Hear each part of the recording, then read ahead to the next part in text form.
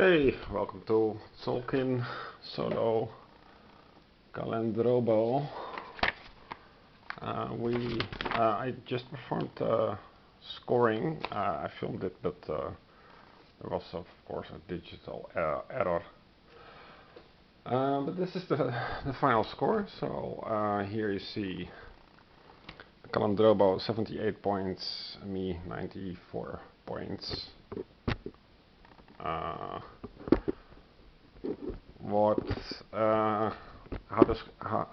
it scores is it scores temples at this point.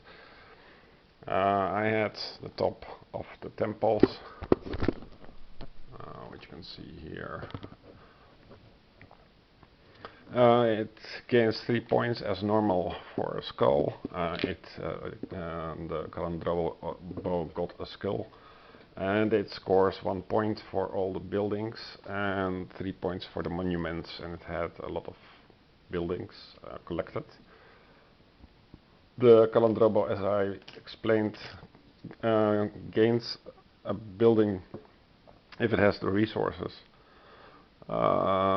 Whenever it has this symbol that is drawn, this is kind of the randomized AI activity.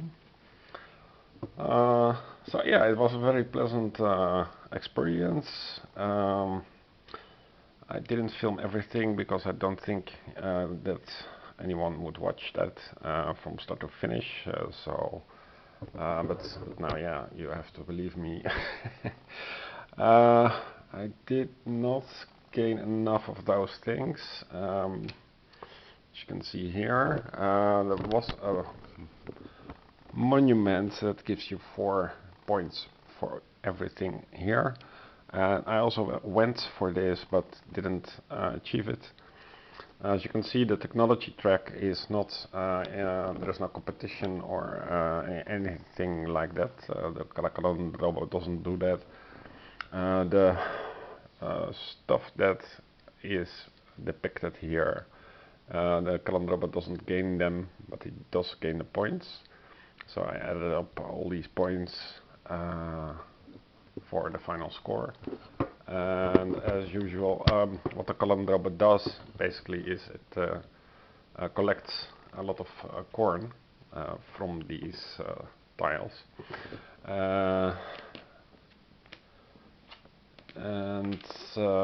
Yeah, half a point is it adds up. So it has enough to generate quite a good score. It's a very elegant AI, not much overhead, very clear what it does, what it wants to do. It's always a surprise what tile you gain, of course, or what tile it gets. Doesn't matter that much in terms of first player. And there was a part of the game where the Calendrobo got first player marker.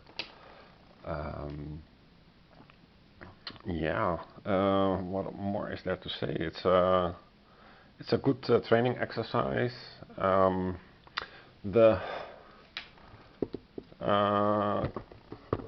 is also some kind of FAQ.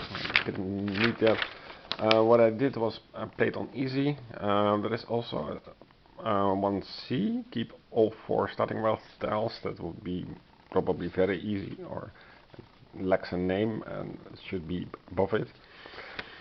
Now I also understand the Crystal Skull variant, because there is no competition on the Crystal Skulls. You just place them anywhere. You have to Calendrobo doesn't place skulls here. So that would be to simulate player interaction even better. So I think the variant is a good one, but I would not use it immediately, but probably for the second half of the game or something. But first I would have to beat consistently on easy, and then beat consistently on normal. And of course everything depends on what starting wealth tiles you game. Yeah, it's very simple actions. He doesn't resolve any effects of buildings, that's also important. Yeah, and here's again the normal shortcut, so it sticks very close to a two-player game. In a two-player game you also have that there are dummy workers, but far less of course than in the solo version. So it feels very familiar. Yeah, that's all I wanted to add. It's very simple to download. That's all you need is a printer, black and white printer. This is purely optional. It looks nice, but yeah, instead of such a mess, it looks nice. Then you can keep the dark and the light version here, so everything has a place. Yeah, here you can stack your monuments if you manage to get one. That would be quite an achievement. So that's it for the Calendrobo. There is something else. Yeah, this was the earlier version, and this would be some kind of quick reference sheet. There is another robot version that's called pakal. Pakal is also a Tzolk'in Solo Automa, but it has more pages.